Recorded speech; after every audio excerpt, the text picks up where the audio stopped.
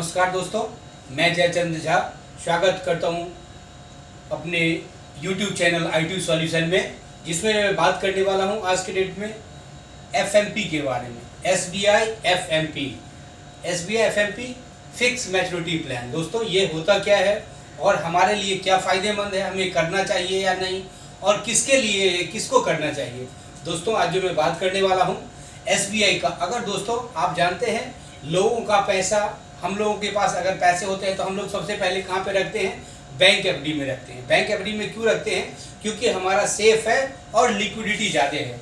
तो दोस्तों, आपको एक मैं डाटा अगर मैं शेयर करूं तो 35 लाख करोड़ के आसपास में ये हमारे म्यूचुअल फंड का डाटा है, और 1.5 लाख करोड़ के आसपास जो अमाउंट है वो बैंक FDs में पड़ा हुआ है। तो दोस्तों, अब मैं एक सिंपल कैलकुलेशन आज के डेट में मैं बताऊंगा।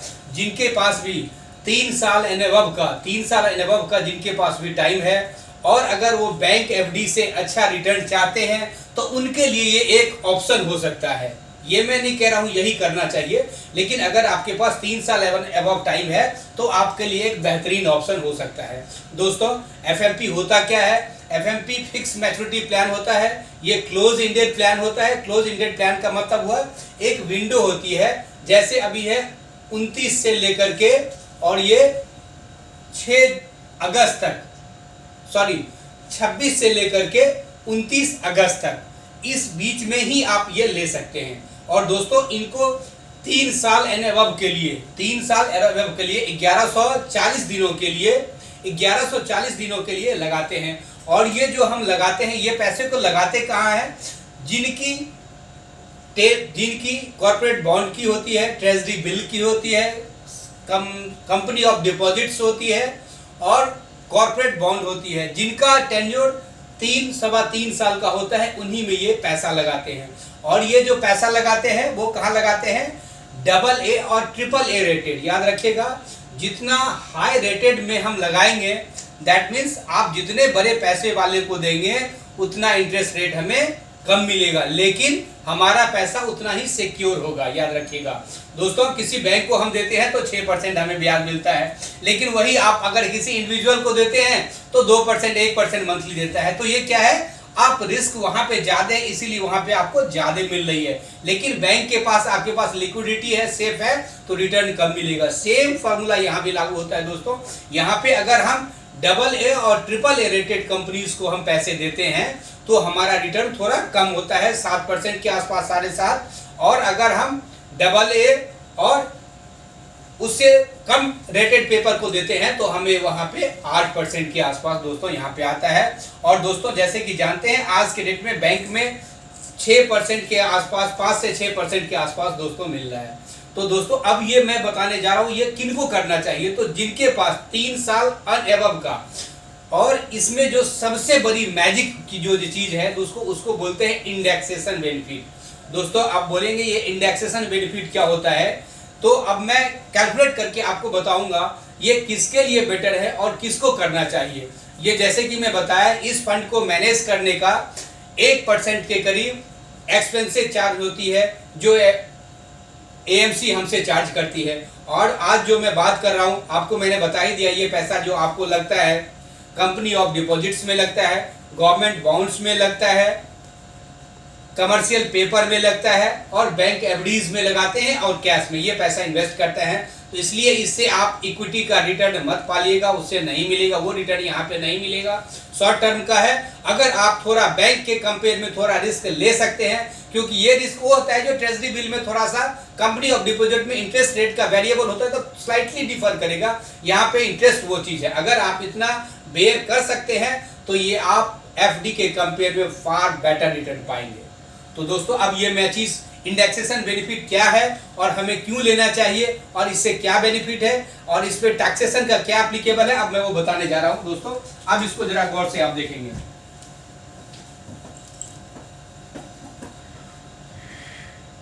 दोस्तों, यहां पे मैं FMP और ये FDs है, ये बैंक FD है और ये म्यूचुअल फंड का ये FMP है। सपोज कीजिए 1 लाख रुपया आपने लगाया, और बैंक एफडीज में भी आपने 1 लाख रुपया लगाया और यहां भी 7.5% का इंटरेस्ट रेट है। मैं एज्यूम करके मान के चल रहा हूं, जैसे मैंने बताया था यहां भी हम AA रेटेड, AA और AAA रेटेड में पैसा लगाते हैं और यहां भी आपको 7.5% का बैंक आपको पर एनम इंटरेस्ट दे रहा है।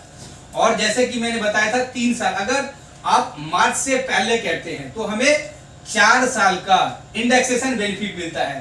तो मैंने जैसे कि बताया था ये 1140 दिनों का, तो यानी 3 ईयर प्लस में है, यानी 3 साल से कुछ ज्यादा का लगाते हैं तो यहाँ पे हमें 4 साल का इंडेक्सेशन बेनिफिट मिल जाता है दोस्तों। तो ये 3 साल के बाद अगर मैं करता हूं तो 1,24,000 सपोज कीजिए इसकी वैल्यू बनती है और यहां भी हमें देता है 1,24,000 रुपए यहां भी मिलता है। अब दोस्तों देखिए, आपको पता होगा जो बैंक इंटरेस्ट हमें आता है वो हमारी टैक्स स्लैब के हिसाब से उस पर इंटरेस्ट देना होता है। तो जैसे इस पे 24,000 आया है और अगर 30% के हिसाब से अगर हम 30% के स्लैब में है और 30% का अगर हमें टैक्स लगता है तो 24,000 का अगर मैं 30% करूं तो 7,200 रुपए दोस्तों इसमें से टैक्स माइनस हो जाएगा। और अगर मैं यहां पे बात करूं दोस्तों, ये 4 साल का इंडेक्सेशन बेनिफिट बता दिया, जैसे मैंने मार्च से पहले हमने कर लिया, अगर मैं 28 फरवरी को कर लिया, मार्च से पहले कर लिया तो ये 4 साल का इंडेक्सेशन बेनिफिट मिलेगा। दैट मींस जो 1 लाख रुपया 24,000 जो हुआ इसमें हमारी कॉस्टिंग, इसको बोलते हैं इंडेक्सेशन बेनिफिट के हिसाब से ये हमारा वैल्यू हो गया 1,21,000 रुपया। तो दोस्तों इस पे जो गेन हुआ वो हमारा हुआ, देख लीजिए 3,000 रुपया। और दोस्तों यहां पे हमें क्या मिलेगा, 1,24,000 में से अगर मैं 7,000 कम कर दूं, 1,24,000 में से 7,000 कर दूं तो 1,16,800 रुपए दोस्तों ये हमें मिलेगा। और ये आ रहा है, अगर आप इंटरेस्ट कैलकुलेट करेंगे तो एक्चुअल में हमें 5.3% आ रहा है।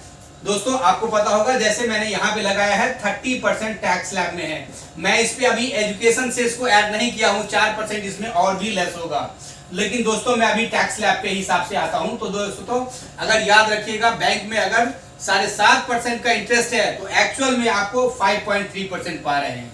आप इसको प्रैक्टिकल में भी देख सकते हैं। अब मैं आता हूं यहाँ पे एफएमपी के बारे में, जैसे कि मैंने बताया था 1,24,000 मेरा आया, लेकिन इंडेक्सेशन के साथ ये हमारी कॉस्टिंग ही हो गई 1,21,000, तो हमारा जो गेन हुआ वो केवल 3,000 हुआ दोस्तों।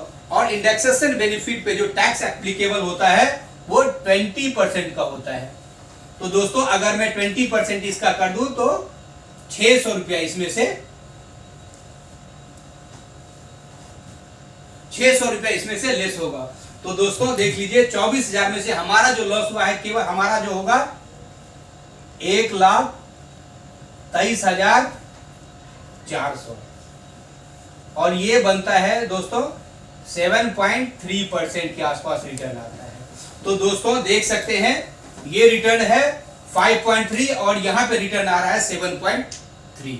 तो दोस्तों 2% का सेम रिटर्न दे रहा है तब भी 2% का डिफरेंस है। ये अपने प्रैक्टिकल लाइफ में भी आप देख सकते हैं। और दोस्तों ये दुनिया का केवल और केवल म्यूचुअल फंड पे ही इंडेक्सेशन बेनिफिट होता है। इंडेक्सेशन बेनिफिट का एक चार्ट होता है जिसके थ्रू आप ये इसकी हमने ये 4 साल का निकाला है, आप 3 साल 2 साल 1 साल 5 साल का इंडेक्सेशन बेनिफिट की वैल्यू यहाँ पे निकाल सकते हैं। दोस्तों अगर आपको ये वीडियो अच्छा लगा हो, आपको लगता हो ये हमारी काम का है, तो अपने दोस्तों में शेयर कीजिएगा, लाइक कीजिएगा। और अगर इससे रिलेटेड कोई भी क्वेश्चन हो तो आप कमेंट करके हमें बताएंगे, मैं उसको बताने का या सॉल्व करने का प्रयास करूंगा।